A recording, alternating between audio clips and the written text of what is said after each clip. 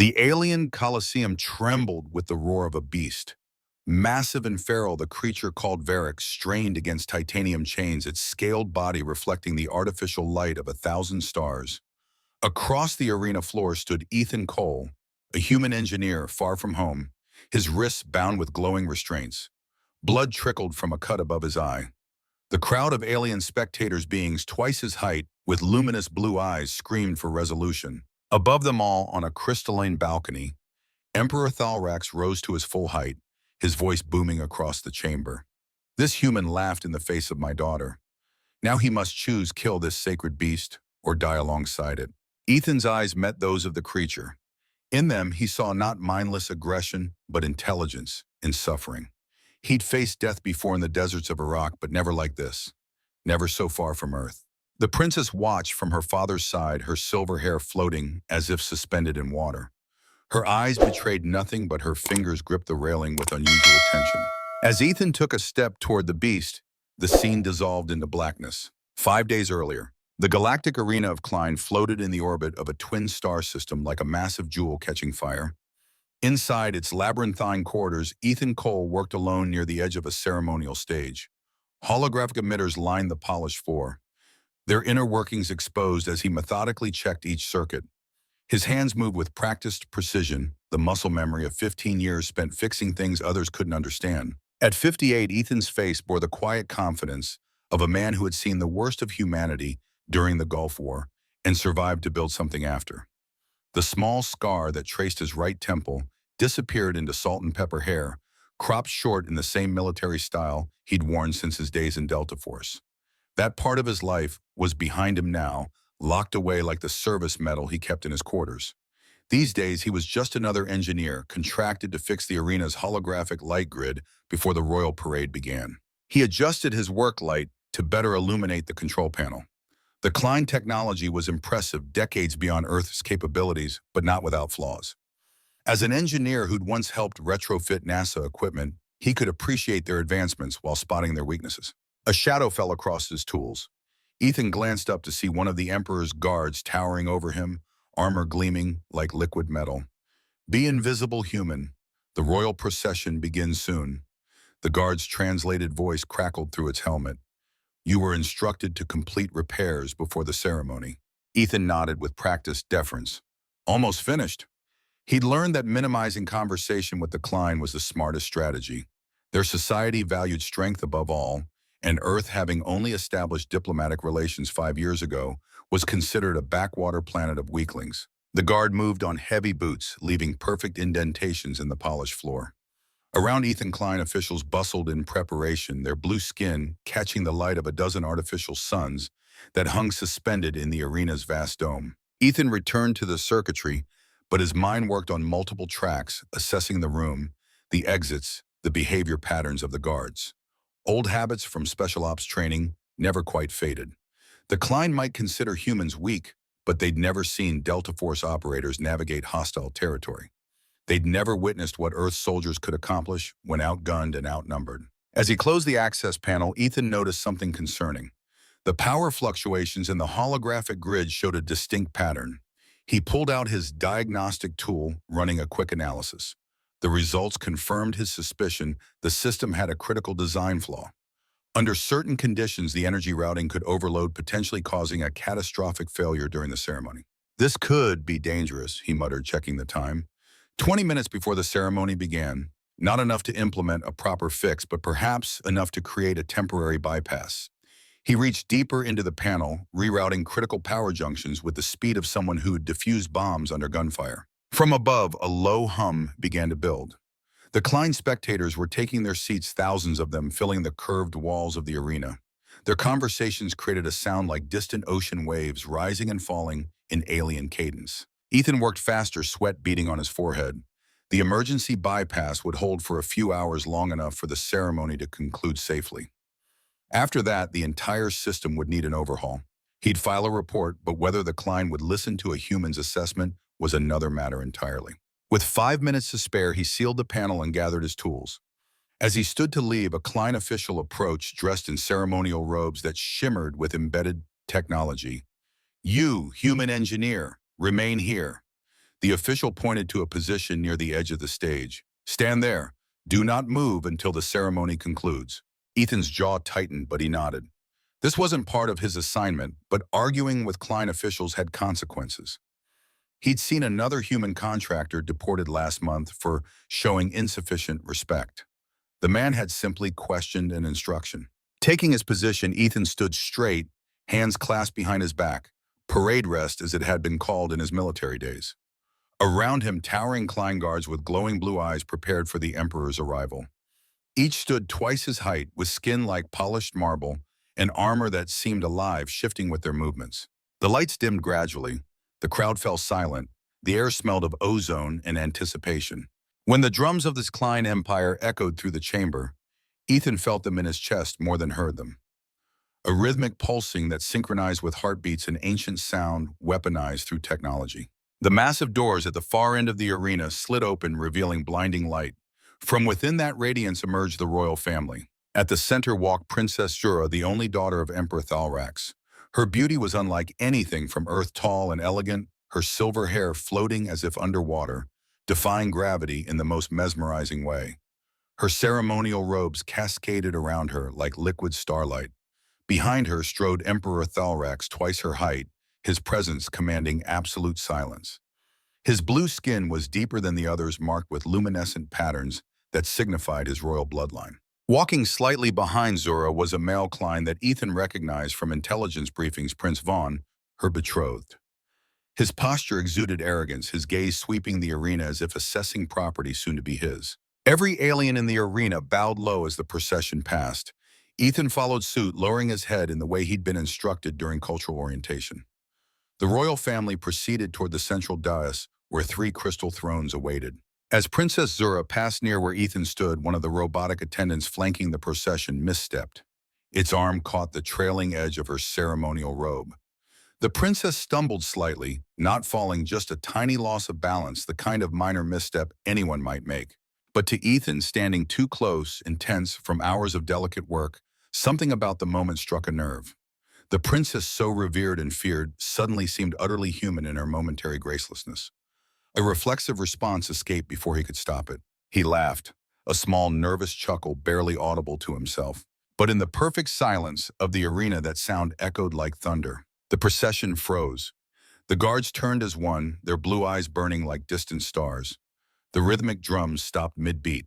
Princess Zura straightened her expression, transforming from surprise to outrage. Ethan's face went pale as he realized what he'd done. His small instinctive chuckle had just insulted royalty before thousands of witnesses. He dropped his tool and raised his hand slightly. "I'm sorry, it was a mistake, I didn't mean." His voice shook, trailing off, as 2 armored guards stepped forward, their energy blades humming with deadly intent. The air in the arena grew heavy, charged with potential violence. Zura's gaze locked onto him, her eyes beginning to glow faintly, a sign of fury in her species. Then her voice came sharp and cold as space itself. "Human, do you find me amusing?" Ethan swallowed hard. "No, Your Highness, Silence?" she commanded, her voice echoing throughout the arena. "You dare laugh at Klein royalty?" At the far end of the hall, Emperor Thalrax rose from his golden throne. His voice was deep enough to make the floor vibrate. "A human dares to laugh at my bloodline." Everyone bowed again, pressing their foreheads to the floor. Ethan stood trembling, unable to move, caught in the Emperor's terrible gaze. The Emperor's eyes narrowed, glowing brighter. "In our law, laughter at royalty is not mockery. It is challenge or courtship." The words hit Ethan like a physical blow. The crowd gasped. Murmurs spread like wind through summer grass. Ethan shook his head rapidly. "Wait, no courtship, no challenge. It was an accident." But the Emperor raised a hand, silencing him. "Then you must face the consequence of your own sound." Princess Zura tilted her head, her anger cooling into something sharper, more calculated. Her lips curved into a thin, dangerous smile. "Father, let the law decide. Let him prove his worth, or let him claim what he dared to challenge." Ethan blinked in confusion. "Prove my what?" The Emperor stood towering above them all. His voice rolled across the chamber. "By decree of the ancient code, this human shall undergo the trial of the fool. 7 tests of strength, wisdom, and heart. If he survives, he may stand beside my daughter. If he fails, his life is forfeit." The guards seized Ethan by the arms, their grip like iron vices. As they dragged him toward the exit, He struggled, shouting, "Wait, I just laughed. I don't want to marry anyone." The aliens ignored him. The audience erupted into whispers. Some laughed cruelly, others looked curious. Prince Vaughn's face contorted with fury, his eyes following Ethan with naked hatred. As Ethan was pulled away, Princess Zura stepped closer. Her glowing eyes calm now, almost amused. She leaned slightly toward him and whispered so only he could hear, "You think I am funny, human? Then survive and I might let you laugh again." Ethan's heart raced as he was dragged down long corridors made of crystal and light. The air smelled metallic and the guard said nothing. Only the echo of boots followed him through the alien architecture. Finally, they threw him into a cell made of glowing walls. The door sealed behind him with a soft hum, leaving him alone with his thoughts. He sat down heavily on a narrow platform that served as a bed, his hands trembling slightly. How could a reflexive laugh become a death sentence? Through a small viewport, he saw the vastness of space and the stars stretching forever. He thought of Earth, of how small and insignificant he was in this vast galaxy, of how insane and arbitrary alien customs could be. Somewhere above, music returned to the royal chamber. The ceremony continued as if nothing had happened, but Ethan Cole's life had changed forever. And far above, Princess Zura's smile lingered sharp and curious. She had seen something in that human's reaction, something unpredictable, something dangerous, something interesting. And for the first time in years, she wasn't bored. Ethan barely slept. The alien cell hummed softly around him, its walls shifting color every few seconds, like the surface of a strange sea. Every time he closed his eyes, he heard the Emperor's voice again. 7 trials, human. Prove your worth or perish. The words haunted him, echoing louder than the silence of space. He paced the small cell, measuring its dimensions, assessing its weaknesses, habits from his military days that surfaced automatically in confinement. At what passed for dawn aboard the Klein Royal flagship, the door to his cell melted open. 2 guards entered, tall and shining in armor that seemed alive, pulsing with faint blue energy that matched their glowing eyes. "The trial of the fool begins now," one said in a cold, mechanical tone. Ethan followed his heart pounding, but his face carefully composed. His engineer's jumpsuit felt thin and useless against the chill of the corridor. His mind, however, was already analyzing everything: the route they took, the security systems, the behavior patterns of the guards. If there was any chance of survival, it would come from observation and adaptation, the same skills that had kept him alive during covert operations. Every step led him deeper into the core of the ship, where the walls were lined with pulsating veins of blue energy. They passed other Klein who stopped to stare at the human prisoner. Some looked curious, others contemptuous. They marched him toward a massive chamber labeled in alien script. As the doors opened, Ethan saw the first challenge, the gravity sphere. The arena was a perfect sphere of floating platforms, suspended in midair, surrounded by a shimmering field of magnetic light. Each platform moved slowly, spinning at different angles. At the center, an orb of gravity energy pulsed like a heart. The space between platforms seemed to warp and bend, as if the normal rules of physics were merely suggestions here. High above, behind a transparent wall, the royal family watched.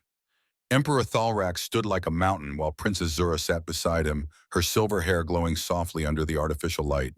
She looked calm, but her eyes followed every movement below with unusual intensity. Prince Vaughn stood slightly apart, his posture rigid with barely contained fury. A voice boomed across the chamber. The human laughed at the crown. Let him now face the weight of his own mockery.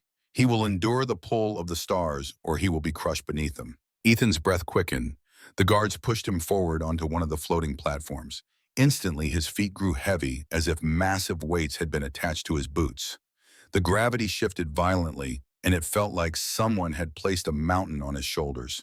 His knees buckled, and he fell gasping for breath. The crowd of aliens above murmured in amusement.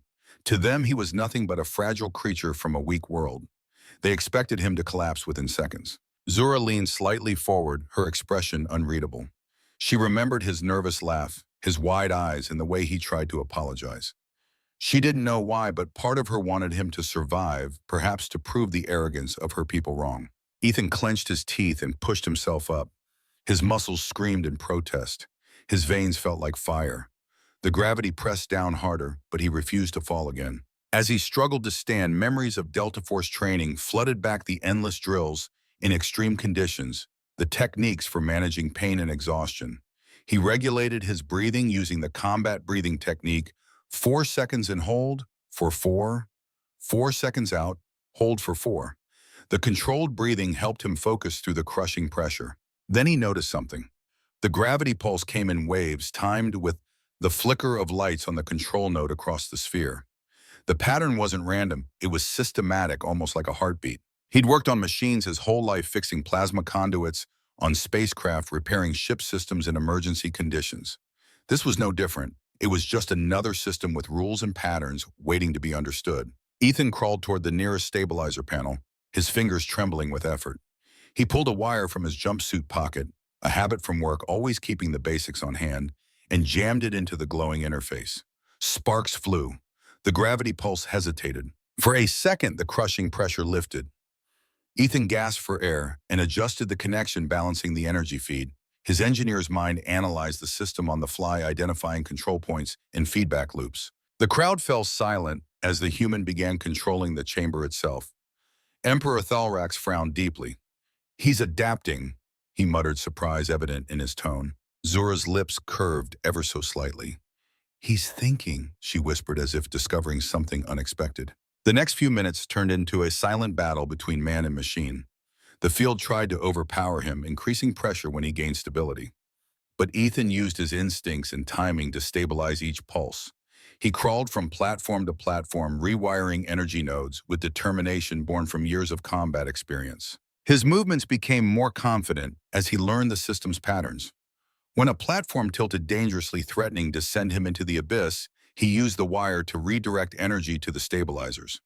When the central gravity orb pulsed with increased power, he adjusted his position to counterbalance the force. When the final pulse came stronger than all previous ones, Ethan pulled a metal plate from the floor and reflected the energy burst back at the gravity orb. The orb stabilized, flickering briefly before settling into a steady rhythm. The chamber went still, and a deep hum of harmony filled the air. The lights dimmed, signaling the end of the trial. Ethan fell to one knee, drenched in sweat, breathing hard but alive. He'd beaten their test using nothing but ingenuity and the skills earned through decades of experience. The audience was stunned.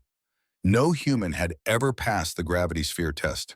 Many had expected him to die in the first minute. Emperor Thalrax stood, his deep voice echoing with grudging respect. "He endures where others fail. Perhaps there is some worth in this creature." Zora rose slowly, her gaze fixed on Ethan. "Maybe," she said quietly, "or maybe he just doesn't know when to give up." As the guards led Ethan out, one of them slipped a small metal disc into his palm. No one saw the exchange. The guard whispered, "For you," and walked away without further explanation. When Ethan was alone again in his cell, he examined the disc. On its surface glowed faint alien letters that rearranged themselves into English before his eyes. "Meet me in the garden chamber at the third light cycle if you want to live." Ethan frowned, turning the disc over in his hands. "Who could have sent this?" he muttered. His instincts screamed trap, but curiosity burned stronger. He knew one thing: the next trial might be worse. And if someone wanted to help him, he needed to find out why. Outside, Princess Zora walked alone through a glowing hallway lined with glass. Her reflection shimmered like starlight against the polished surfaces. She felt something strange in her chest, a mix of anger and fascination. The human had laughed at her, defied her, and yet survived where proud alien warriors had failed. Her personal aide approached, bowing deeply. "My princess, the Emperor is pleased. The people find the human struggle entertaining." Zora's eyes narrowed. "He's not entertainment," she said coldly. "He's a problem." She paused, watching the stars through a viewport. And problems can either destroy empires or reshape them. In the next cycle, the arena would host the second trial. The crowd would grow, the stakes would rise. But somewhere deep inside the royal ship, under the watchful eyes of cameras and drones, the human prepared for something else. He hid the disc beneath his pillow, knowing that tonight he would sneak out and follow its message. Was it a trap? Was it a chance to escape? Or was it her Princess Zora herself testing him again? The hum of the ship grew louder, as if the universe itself was holding its breath. Ethan stared out the small window of his glowing cell. The stars beyond seemed closer than ever, like silent watchers waiting to see what he'd do next. And when the lights dimmed for night cycle, a faint whisper echoed through the vents.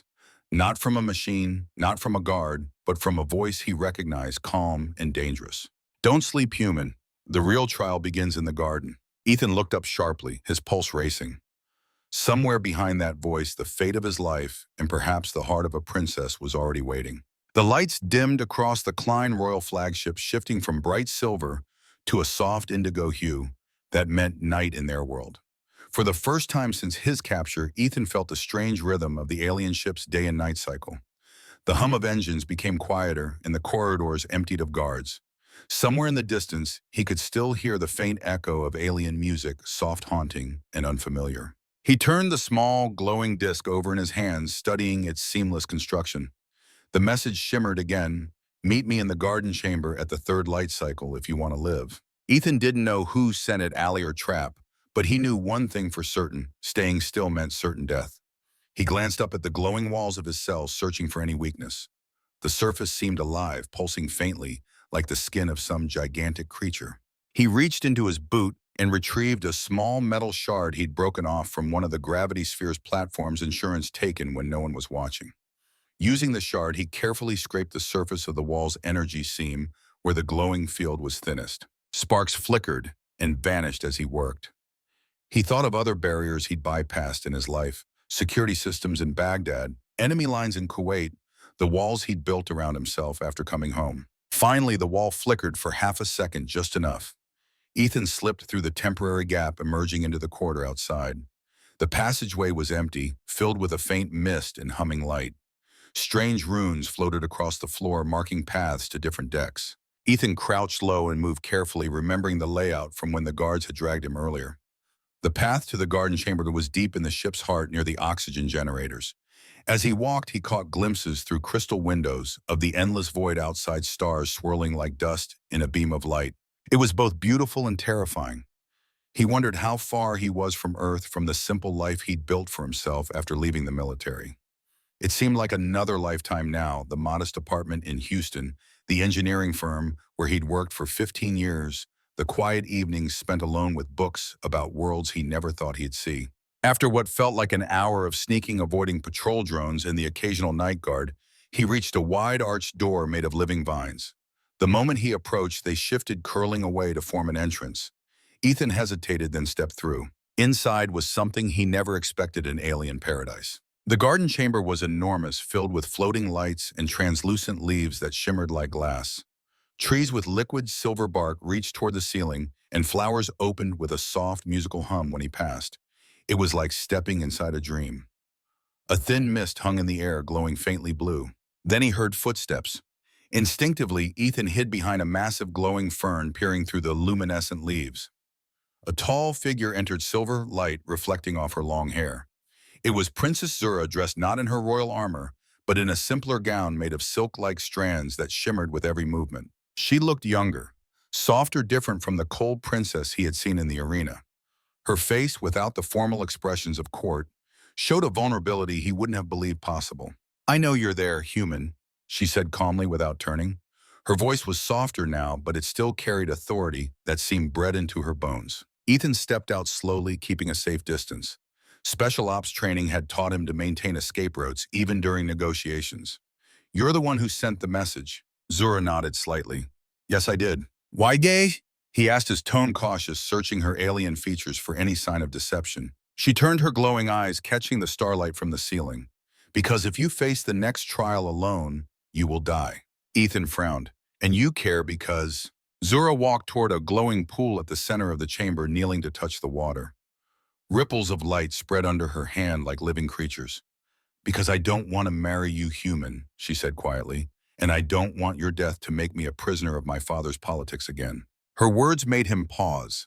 For the first time, she sounded less like a princess and more like someone trapped in her own world, not unlike the soldiers he'd known following orders while silently questioning them. "My father used the ancient marriage law to chain me," she continued, her voice lower now. "No one dares challenge him. But your laugh, your foolish mistake, it created an excuse." She looked up at him, her alien eyes somehow expressing very human emotions. "He wants to test humanity to see if your kind deserves a place among our empire." Ethan rubbed the back of his neck, processing the implications. "So I'm a test subject." Zura looked up, her expression unreadable in the garden's shifting light. "Or a chance." They stood in silence, the alien flowers swaying gently around them. Finally, Zura said, "The next trial will test your mind. It's called the Maze of Roots, a living structure that senses fear and hesitation. If you panic, it will crush you." Ethan's eyes widened. "And if I don't, then it lets you live," she said. "But no one has ever walked out untouched." He took a step closer, curiosity overcoming caution. "Then why help me?" Zura hesitated, then said softly, "Because you made me laugh too." Ethan blinked, confused. "Wait, what?" She smirked slightly. "When you stumbled over your apology, your voice shaking, I realized for the first time that fear can be honest." Her expression softened momentarily. "My people don't laugh human, not truly. We only mock or command. But your reaction was real." Her eyes softened for a brief second, then turned sharp again. "Don't mistake this for kindness. If you fail, you die. If you survive, my father will find another way to test you. But between those two, maybe we both can find a way out." Before Ethan could reply, a loud metallic echo filled the chamber, the sound of a security drone hovering above. Zura's eyes flashed with alarm. "Go hide behind the pool," she whispered sharply.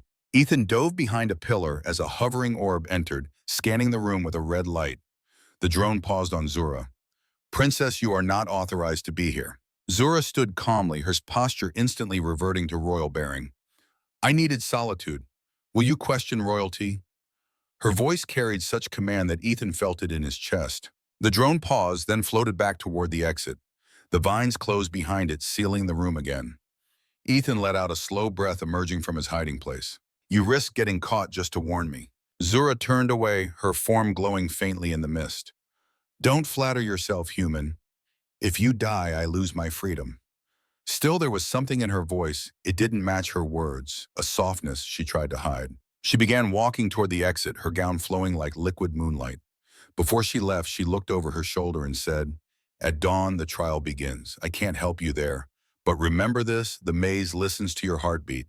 Calm it, and you might see the exit." She disappeared into the darkness beyond the vines, leaving Ethan standing alone in the glowing garden. He stared at the shimmering pool, seeing his reflection ripple and distort. 58 years old, gray at the temples, the scar from Basra still visible, a human engineer thrown into an alien power struggle. "Calm my heartbeat," he muttered, shaking his head. Easy for her to say. Suddenly, the ground trembled faintly beneath his feet, as if the ship itself had taken a deep breath. He looked up to see the vines on the ceiling shift slightly, their glowing roots stretching across the walls like veins. It was as if the garden chamber itself had been listening to every word. He backed away, slowly realizing that maybe the trial had already begun. Maybe this garden wasn't just a secret meeting place, it was alive, watching, learning his fear. In the darkness above, a small hidden lens blinked red, transmitting everything to the Emperor's private chamber. Emperor Thalrak sat in silence, watching the human and his daughter on a projection screen. A small, knowing smile spread across his face. "So the princess takes interest in her fool," he murmured, fingers tapping against his crystalline throne. "Good. The next trial will show whether he's truly worthy of the Klein name or just another weak human." Back in the garden, Ethan sat near the glowing pool, exhaustion creeping into his body, but his mind refused to rest. The princess's words echoed in his head. "The maze listens to your heartbeat." He didn't know it yet, but tomorrow's trial wouldn't just test his courage, it would test his soul. And hidden within the living maze, another player was already waiting for him. Prince Vaughn, the one who wanted him dead. As the alien night deepened, the flowers dimmed one by one until only the faint light from the pool remained. And within that reflection, two faint red eyes flickered behind Ethan, watching, waiting, ready for the dawn. The artificial dawn of the Klein flagship rose not with sunlight, but with the low hum of awakening energy coursing through the walls. Corridors brightened from indigo to brilliant white, signaling the start of a new cycle. For Ethan, it wasn't morning, it was the sound of judgment. He hadn't slept since his meeting with Princess Zura. The memory of her warning echoed in his mind. The maze listens to your heartbeat. Calm it, and you might see the exit. He'd spent the hours practicing breathing techniques from his Delta Force days, focusing his mind the way he once had before high-risk operations. When the guards came for him, their faces hidden behind shimmering helmets, Ethan was ready, or as ready as any man could be for alien trials designed to kill him. They marched in perfect synchronization, their armor reflecting light like water.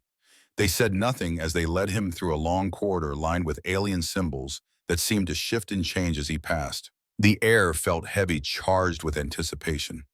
He could hear the low murmur of a waiting crowd ahead, larger than yesterday, word having spread about the human who survived the first trial. Then the massive gates opened, revealing the maze of roots. The arena was breathtaking and horrifying in equal measure. Vast walls of living vines stretched toward a ceiling lost in darkness, each tendril pulsing faintly with blue-green light. The ground shimmered like liquid glass mist rising from it in slow hypnotic spirals. The vines moved slightly, as if breathing, adjusting themselves for their new contestant.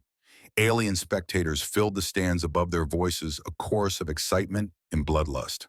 At the center balcony, Emperor Thalrak sat like a god, carved from stone, his massive form dwarfing those around him. Beside him, Zura watched with carefully controlled features, her silver eyes reflecting 1,000 emotions she refused to show. On the Emperor's other side stood advisors and court officials, but the space where Prince Vaughn should have been remained conspicuously empty. The Emperor's voice echoed across the chamber. The human faces the second trial. The maze of roots. It listens to fear and feeds on lies.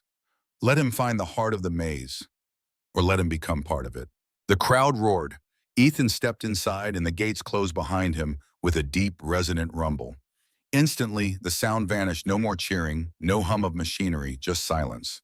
The vines above twisted, sealing away the light until he was surrounded only by the faint blue glow emanating from the living walls.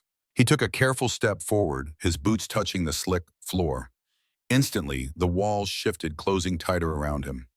He froze, realizing the maze was responding to his elevated heartbeat. Every time he breathed too quickly, the vines moved closer, sensing his fear. Ethan whispered under his breath, "Calm down, stay steady." He closed his eyes for a second and slowed his breathing using the same technique that had helped him endure torture resistance training. Breathe in for 4 hold, for 4 out, for 4 hold, for 4. The vines loosened slightly, giving him a narrow path forward. He began walking slowly, following the glowing lines that appeared on the floor.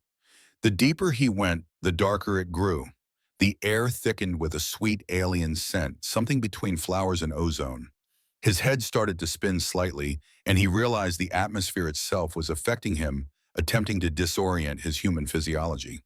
Hallucinations flickered at the edge of his vision. He saw flashes of Earth, his old apartment in Houston, colleagues laughing at the engineering firm's Christmas party, the sky over Kennedy Space Center, where he'd once worked as a contractor. But when he reached to touch these visions, they turned to mist. The maze was playing tricks on his mind, testing his emotional responses. Ethan focused on the task, ignoring the illusions. He'd been trained to withstand psychological warfare. This was just another form of it, albeit more alien. Suddenly, a voice echoed through the corridors, not Zura's, not the Emperor's, but deep and mocking.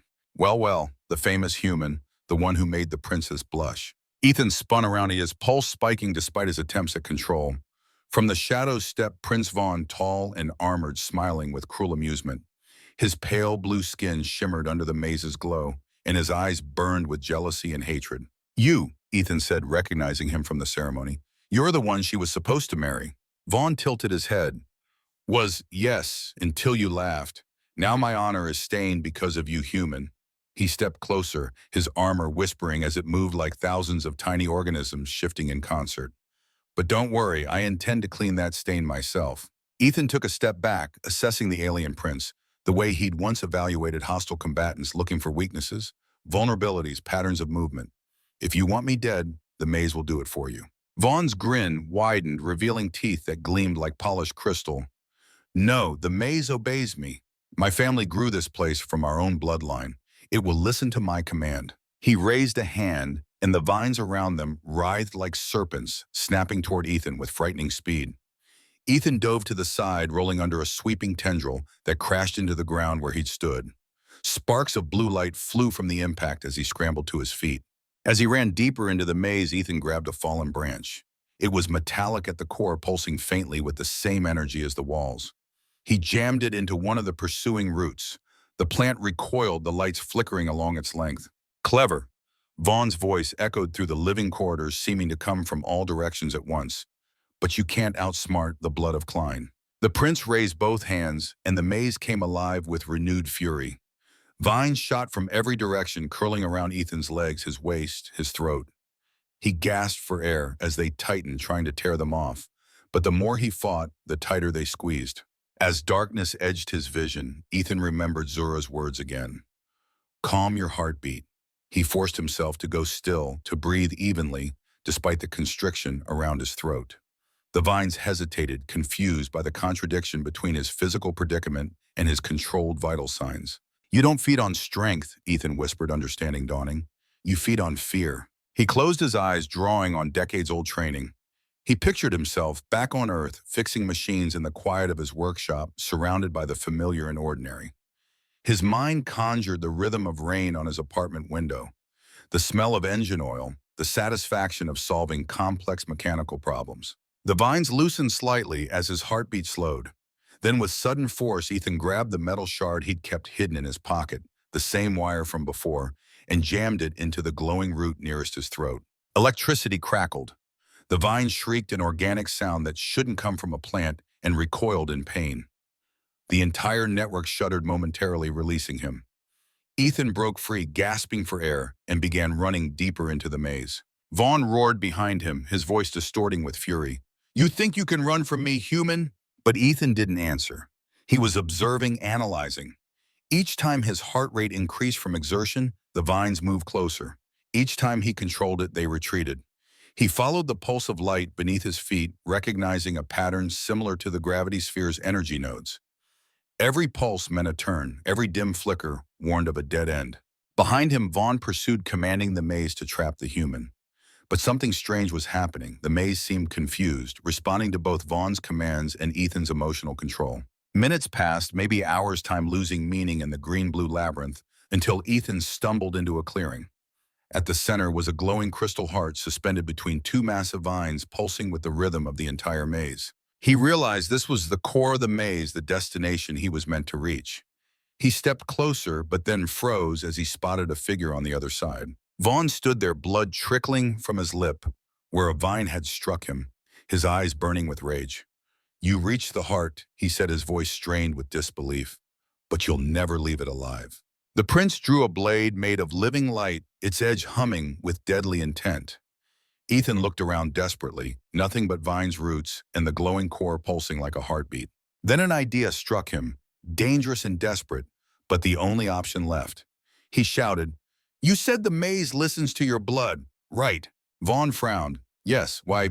Ethan grabbed one of the broken metal shards from the floor and without hesitation sliced his own palm open. Blood. Human blood spilled onto the nearest root. The maze pulsed violently, confused by this new input. No. Vaughn's eyes widened in horror. Human blood is corrupt. It will poison the maze. But the living labyrinth didn't reject it. It began absorbing Ethan's blood, glowing brighter with each drop. The vines trembled violently, breaking free from the walls. The entire arena shook as the roots turned against their master, wrapping around Vaughn. The prince screamed, trying to command them, invoking ancient privileges and bloodlines. But the maze no longer obeyed. It was confused, torn between two bloodlines, two masters with different rhythms. Ethan stumbled backward as the floor cracked open, light spilling out from beneath. The vines dragged Vaughn into the roots, his scream fading into silence as he disappeared into the living walls. Then everything went still. A moment later, ceiling vines opened, and a beam of light descended from above. The Emperor's voice boomed across the chamber. The humans survived the maze. The audience above roared in disbelief. Zura stood frozen, her eyes wide with both shock and what might have been relief. Ethan collapsed to his knees, breathing hard, covered in dirt and glowing sap. The maze around him pulsed once like a heartbeat, acknowledging his victory, and sank into stillness. Guards rushed in to retrieve him, but the Emperor raised a hand. No, let him walk out himself. Zura stepped forward, watching as Ethan stumbled out of the maze on his own power. When he passed her, she whispered, You killed Vaughn. Ethan shook his head weakly. The maze did. Zura's voice trembled slightly. You don't understand, human.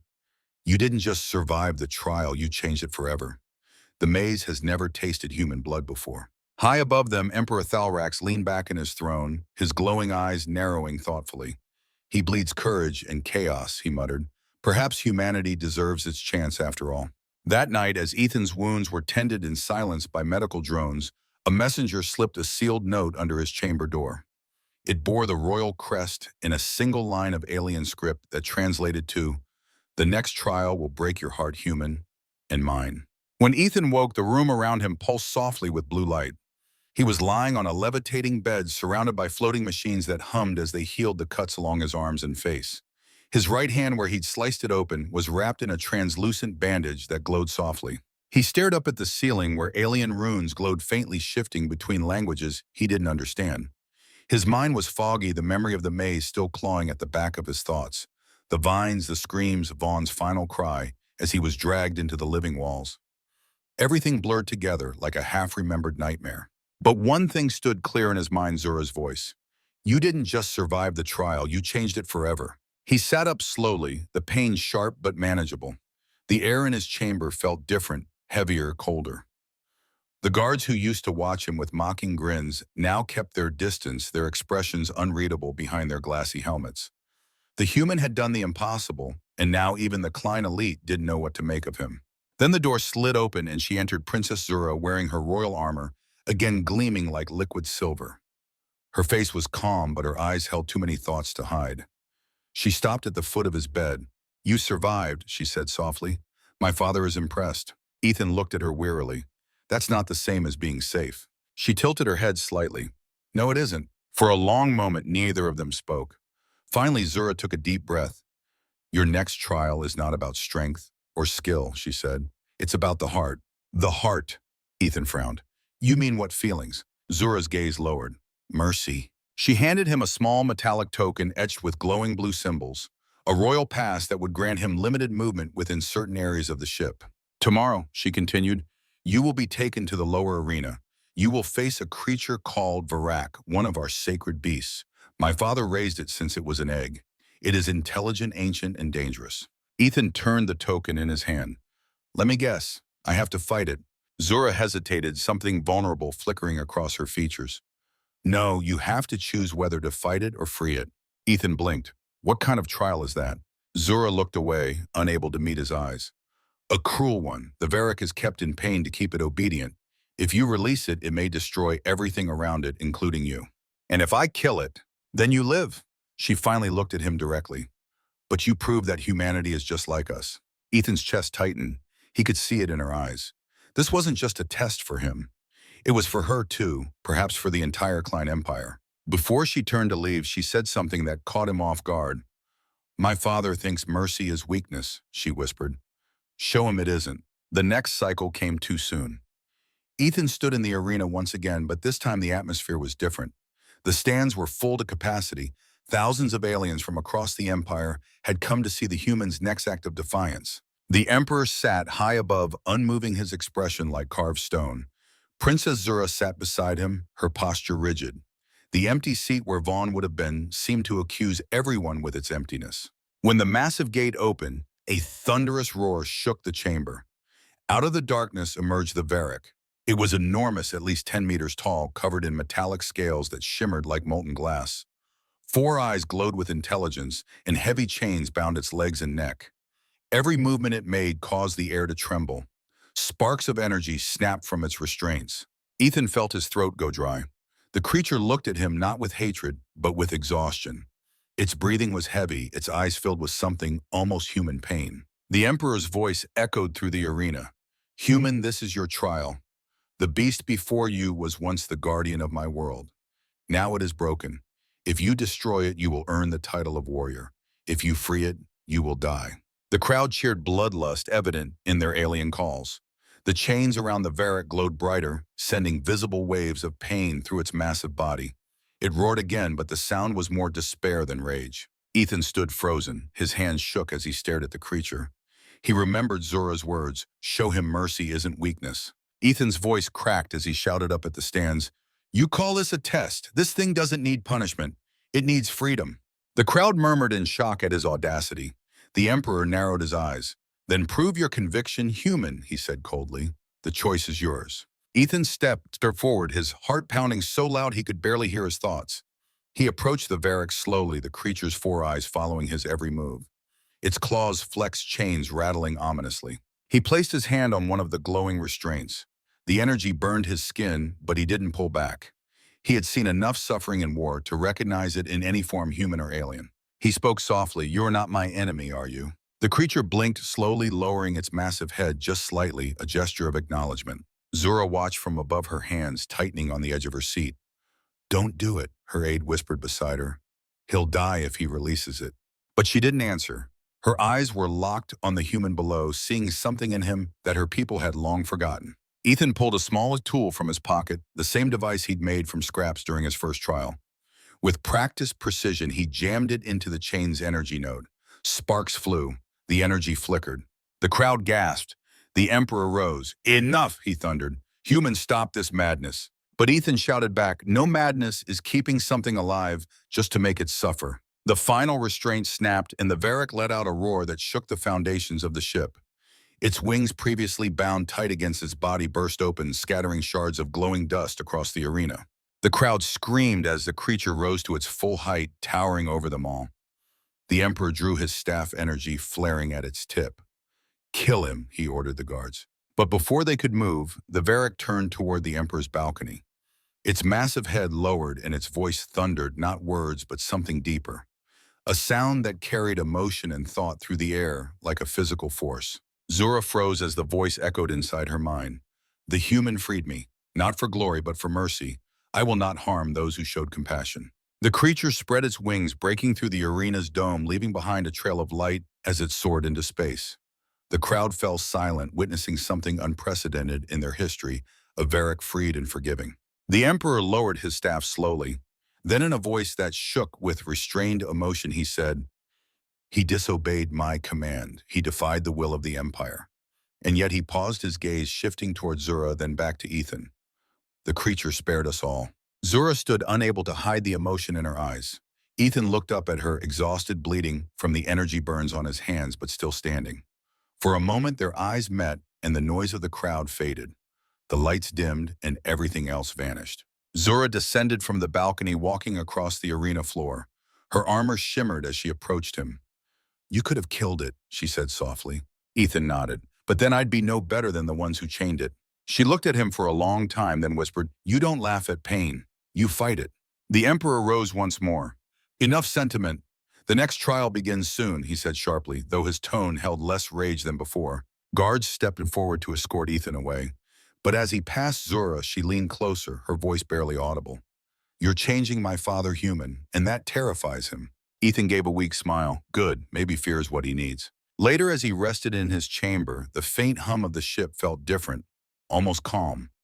For the first time, the guards outside whispered softly as if afraid of waking something ancient.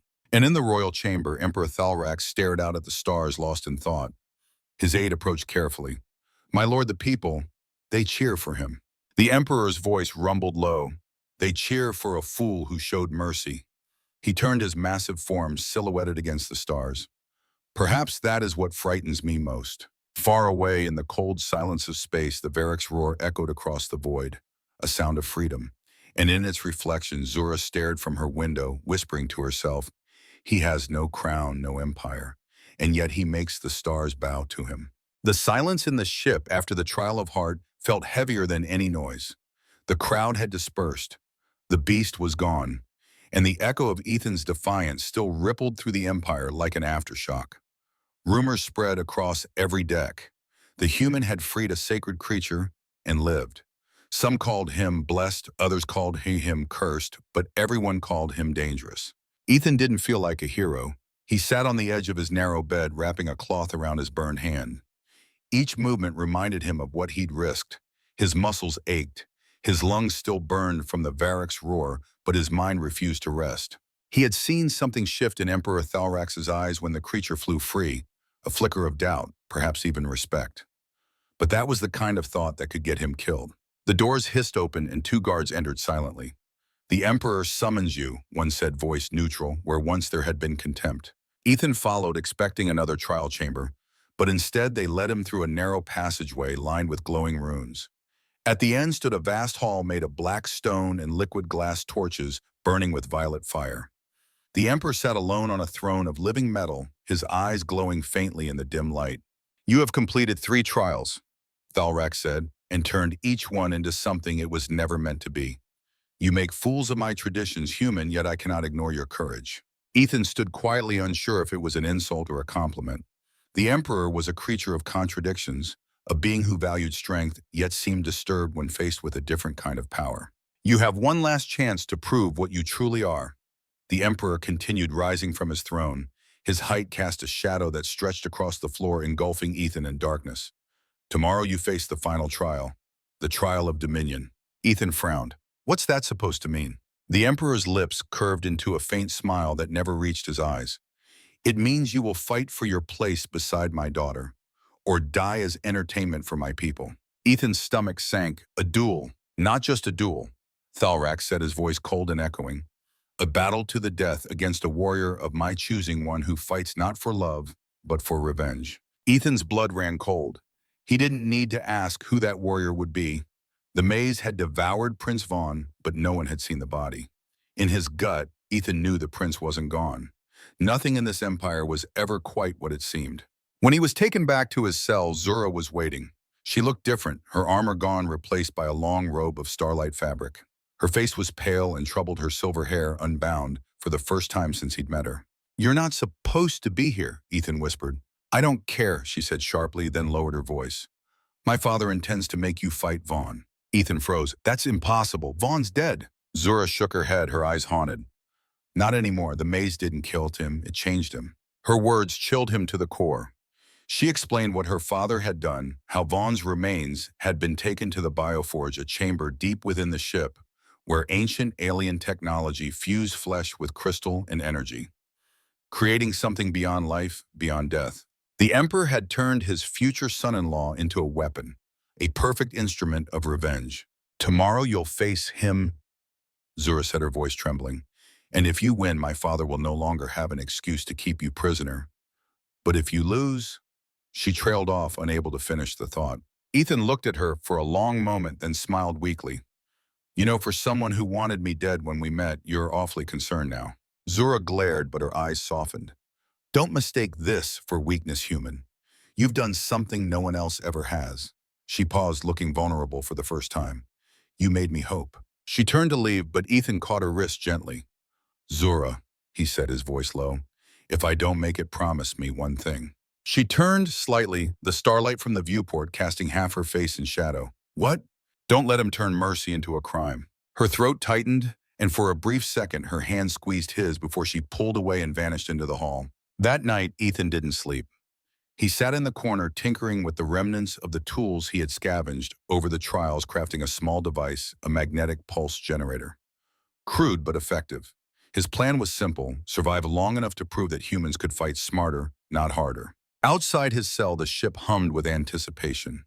Tomorrow would bring the final trial, the moment when the human either died or forever changed the Klein Empire. And somewhere in the depths of the ship, in a chamber bathed in blue fire, Prince Vaughn's new form stirred, hungering for revenge. When the artificial dawn arrived, the galactic arena of Klein trembled with anticipation. The massive structure, once a place of ceremony and tradition, had become an arena of transformation. News of the human who freed the Varric had spread across the empire like wildfire. Some called it heresy, others whispered of revolution. The stands filled beyond capacity, aliens of every rank and station pressed together to witness the final trial. The arena floor had been transformed overnight. Where once stood platforms and mazes, now there was only a vast circular battleground lined with energy barriers. The floor itself glowed with ancient runes, symbols of combat and dominion that predated the Klein Empire itself. High above, Emperor Thalrax watched the preparations with calculating eyes. His massive frame seemed heavier today, the luminescent patterns on his skin pulsing with unusual intensity. The weight of tradition warred with something new in his gaze doubt. The empire was dividing before him. Court officials whispered of unrest in the outer colonies. Reports came of Klein civilians releasing captive creatures in imitation of the human's act. Even here, in the heart of his power, the crowd below had split into factions, half cheering for tradition, half for change. The human has sown discord throughout our realm, growled an advisor. He must be eliminated to restore order. The emperor did not respond, his attention fixed on his daughter. Princess Zura stood at the viewing portal, her silver eyes reflecting the stars. She had not spoken since dawn.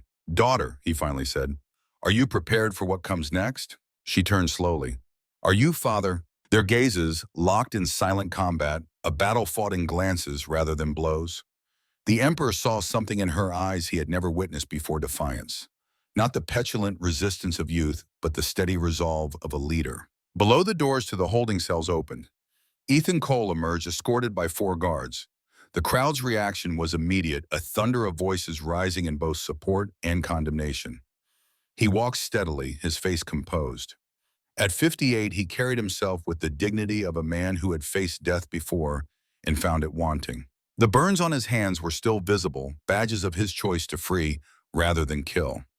In his pocket rested the magnetic pulse generator he had crafted through the night, his only weapon against what was to come. As Ethan reached the center of the arena, the Emperor's voice boomed across the chamber.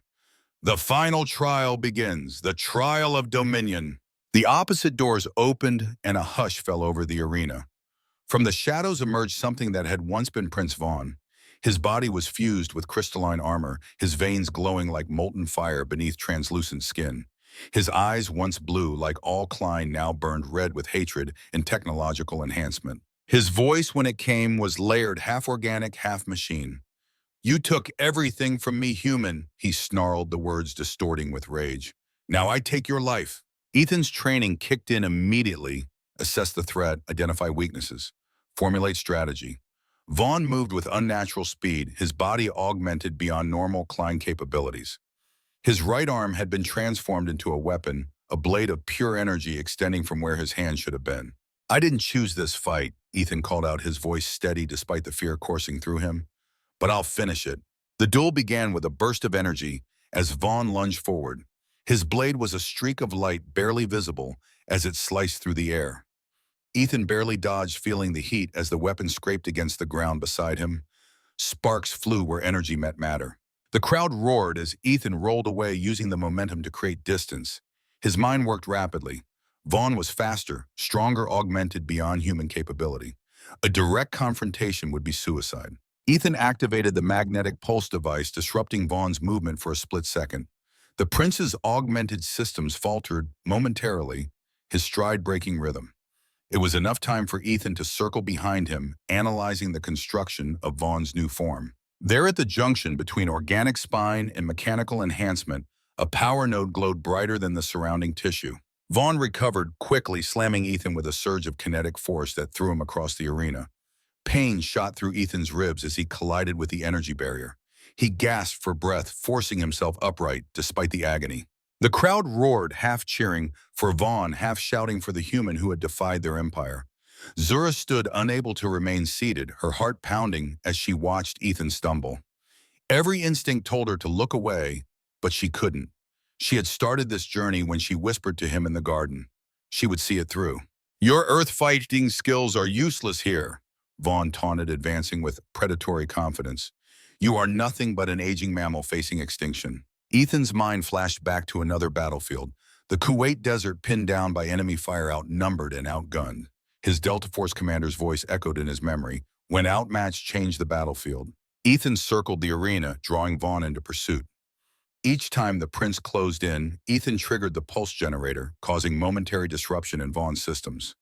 It wasn't enough to stop him, but it frustrated the prince, making his attacks increasingly reckless.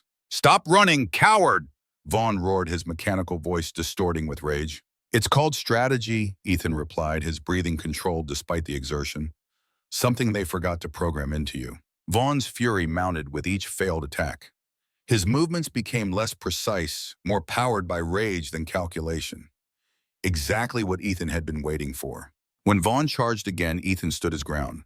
At the last possible second, he ducked under the energy blade and jammed the magnetic pulse generator directly against the power node on Vaughn's spine. The prince tried to strike, but Ethan twisted, pulling away one of the energy cables on Vaughn's chest. Energy exploded in all directions, knocking them both to the ground. Vaughn screamed, his body crackling with unstable power, his armor beginning to melt from the inside. You think you've won, Vaughn gasped, his voice breaking into mechanical shrieks.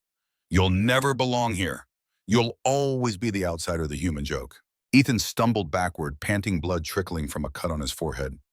Maybe not, he said, but at least I chose who I am. You let them turn you into a weapon. With one last spark, Vaughn collapsed, the light in his eyes fading to darkness. The arena went silent. Every alien stood frozen, unsure what to feel: triumph, horror, or the uncomfortable stirrings of change. Then Emperor Thalrax rose slowly, his massive frame silhouetted against the stars, visible through the arena's transparent ceiling, his gaze heavy, unreadable. "The human wins," he said, finally, his voice echoing through the chamber. The crowd erupted into sound, not cheers, not hatred, but something in between. An awakening. Ethan fell to his knees, exhausted, blood staining the sand beneath him. Guards approached, but the Emperor waved them off with a massive hand. Zura ran down from the balcony, her ceremonial robe flowing like silver flame. She knelt beside Ethan, placing her hand on his shoulder. "You did it," she whispered, her voice trembling. "You survived." Ethan managed a weak grin. "Barely." Zura smiled faintly. "That's still survival." Above them, Emperor Thalrax stared for a long time. His hand tightened around his staff, torn between pride and fear. In the corner of the arena, unseen by all, a small drone blinked red and transmitted everything to the Galactic Council. The message was short but clear. The human passed the final trial, the Emperor hesitates. And somewhere deep inside the Empire's core systems, ancient protocols began to awaken. The law of bloodlines was about to face something it had never known before: change. As the crowd chanted below, Zura looked at Ethan and whispered, "My father won't let this end peacefully." Ethan looked up, his voice quiet but certain. "Then it's time someone rewrote the law." The arena floor was still soaked in energy and silence. The echoes of the final battle faded into the metallic walls of the Klein flagship. Ethan knelt there, his breath heavy, his entire body trembling from exhaustion. His wounds burned like fire, his thoughts scattered like stars. He had done the unthinkable. He had defeated Vaughn, the Emperor's chosen heir. Before the eyes of an empire that believed humans were nothing but soft creatures of chaos and emotion, he had proven them wrong. The crowd didn't know whether to cheer or stay silent. The ancient laws had never accounted for something like this.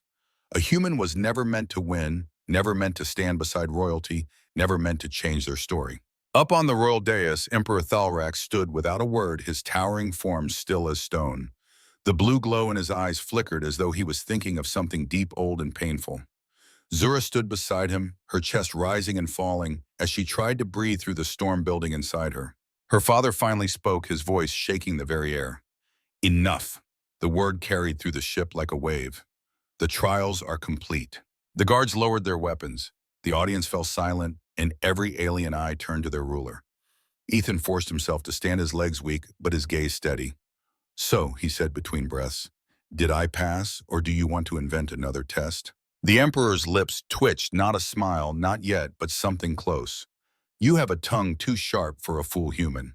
Ethan shrugged. "Comes with surviving your games." A murmur rippled through the crowd at his boldness. But Thalrax only watched him quietly, then descended from the throne. His massive boots sent tremors through the floor with each step. He stopped only a few paces away from Ethan. The air between them felt like the center of a storm. "Do you understand what you've done?" Thalrax asked, his voice lower now. "You mocked our customs. You broke our beasts' chains. You rewrote the trials that have stood for centuries. You defeated a prince to fight an emperor and turned my daughter against her throne." He leaned forward slightly, his glowing eyes burning through the haze. "And yet you live." Ethan met his gaze without flinching. "Maybe your customs needed breaking," he said quietly. "Maybe the galaxy needs something different than fear." The words hung in the air, and Zura felt her pulse race. Her father's silence was more terrifying than any shout. Every court member held their breath, waiting for the Emperor's verdict. Thalrax turned away from Ethan and faced the crowd. His voice boomed again. "By our ancient laws, the one who survives all 7 trials may claim the right of union with royal blood." The aliens gasped. Zura's eyes widened. Her father paused, then continued. "But I am Emperor, and my word is greater than law." He turned back towards them, his face unreadable. "Human," he said, "you have proven yourself stronger than I believed possible. Yet strength is not the only measure of worth." His eyes narrowed. "Tell me, Ethan of Earth, what do you desire?" The question stunned everyone, including Zura. No one asked a prisoner what they wanted. Ethan hesitated, then straightened. "I want freedom," he said, "not just for me, but for you, your daughter, your people." His voice grew stronger with each word. "You've built an empire that fears compassion. I want you to see that it isn't weakness." He took a step closer, ignoring the guard's startled reaction. Your empire needs to learn how to laugh again, without punishment, without law. For the first time in living memory, the Emperor was silent for too long, his gaze shifting between Ethan and his daughter. His hands tightened on the staff that had ruled galaxies for decades. Then Zura stepped forward, her voice trembling but clear. Father, let him speak, please. Her tone softened. You taught me to value strength, but strength is meaningless when it's built on chains. You saw what mercy did. It saved us all.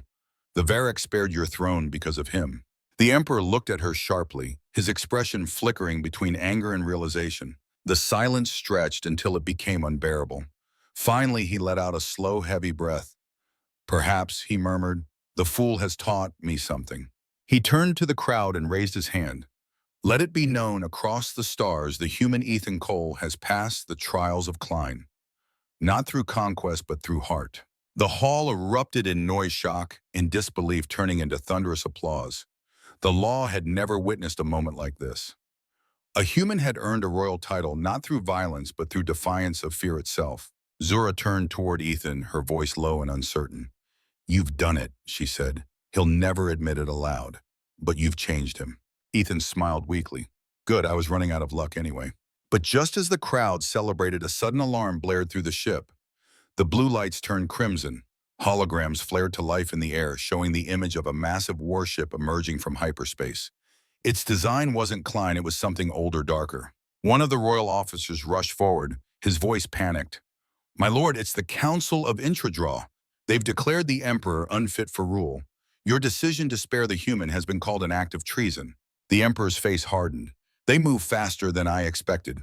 He looked at Zura, then at Ethan. They will come for both of you. Zura's voice shook. What will you do? Thalrak straightened, his expression fierce once again. I will do what I should have done long ago. Stand beside what is right, not what is old. He looked at Ethan and said quietly, Take her, human. Protect my daughter. You have shown me what courage truly is. Now prove it again. Before Ethan could speak, the Emperor slammed his staff into the ground, and a surge of light filled the hall. Shields activated around the arena, sealing off the exits as ships outside began to fire. The station shuddered under the impact of energy weapons. Zura's hand grabbed Ethan's. We have to go, she urged, pulling him toward a hidden exit behind the throne. He nodded, and together they ran through the corridor as explosions rocked the ship. The lights flickered and debris rained down from above. Behind them, the Emperor's roar echoed through the halls, one final command, one final defiance against his enemies. They reached the hangar bay where escape ships lined the walls. Zura slammed her palm against a control pad, and a small vessel opened its hatch. She turned to Ethan, her voice breaking. He's staying behind to fight.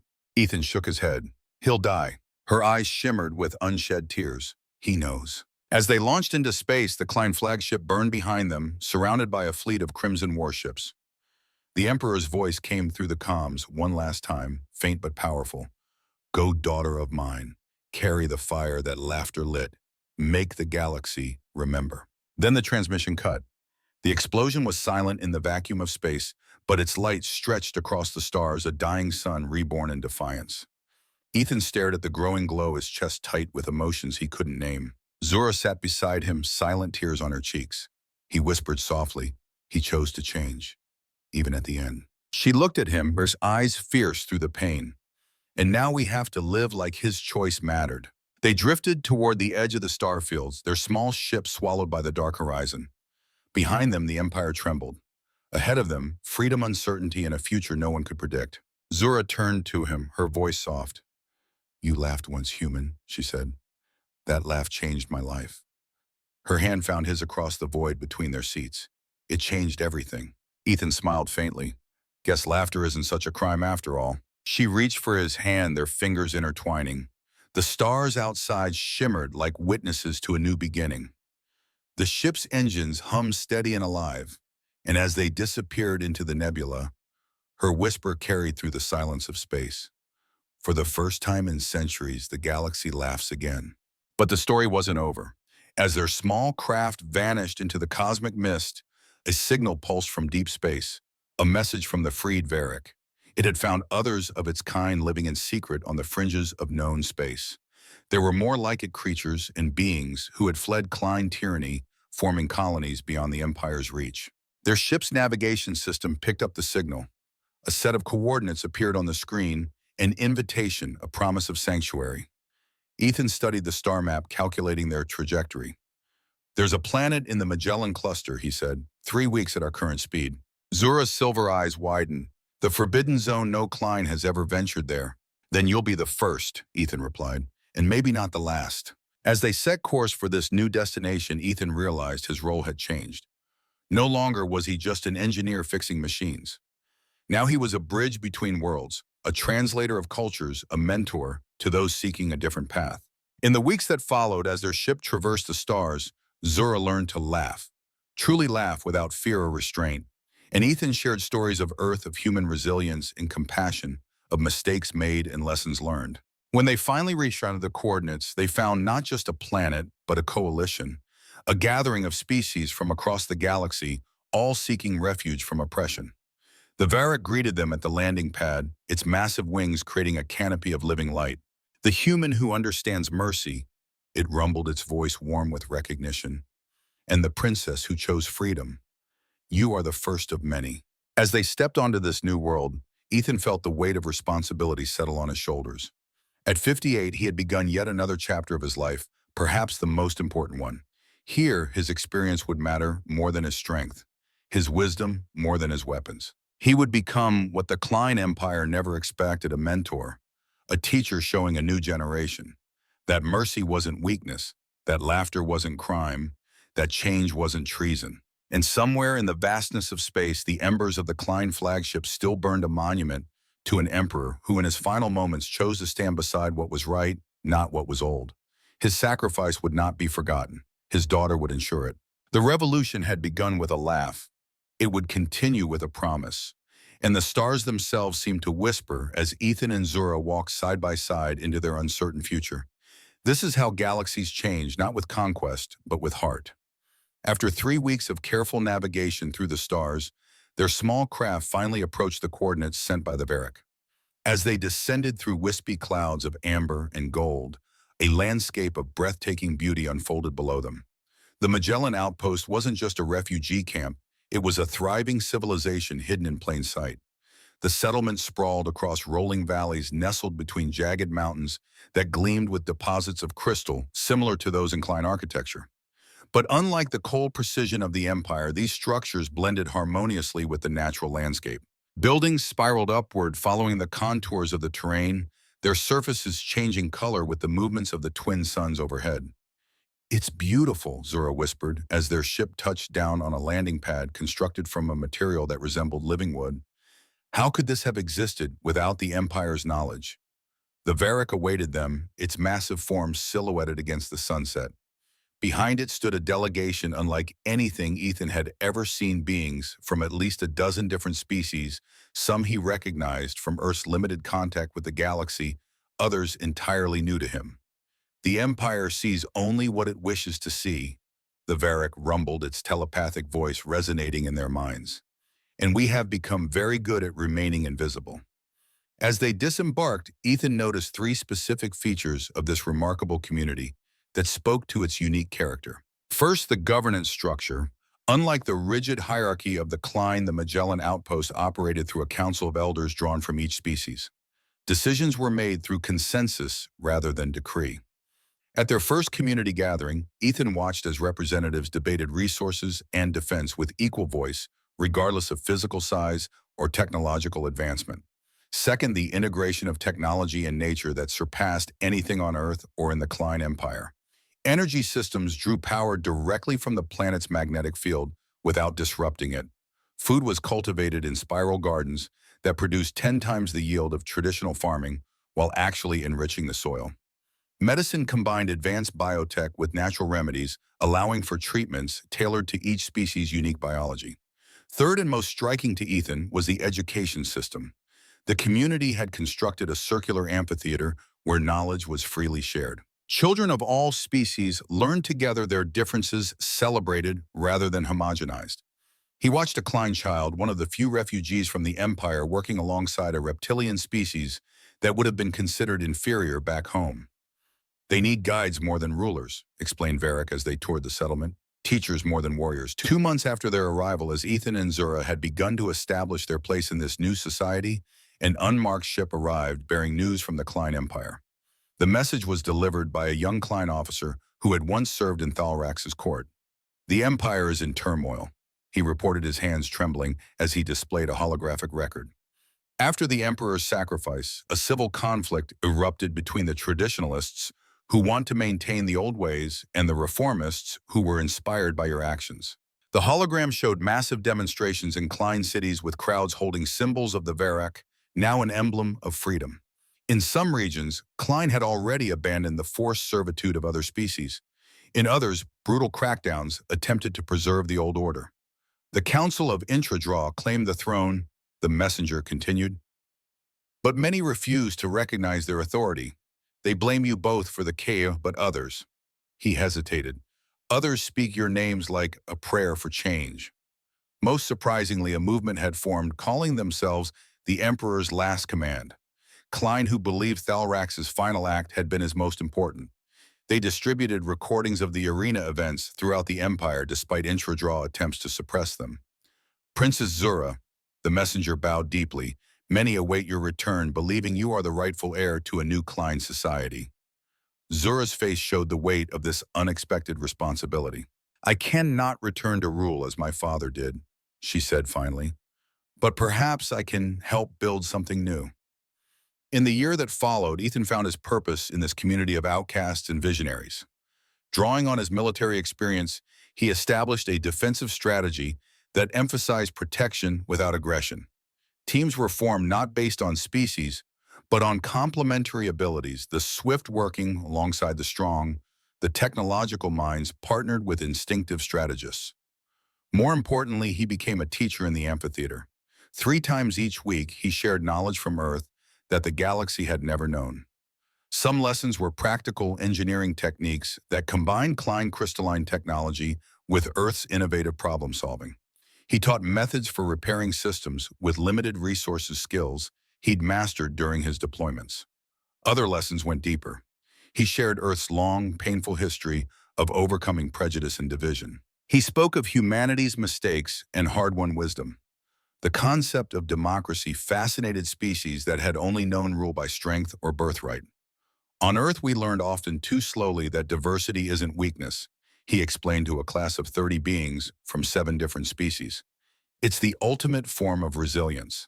A monoculture can be destroyed by a single disease, but a diverse ecosystem adapts and survives." The former Delta Force operator also taught conflict resolution without violence techniques he'd learned after returning from war.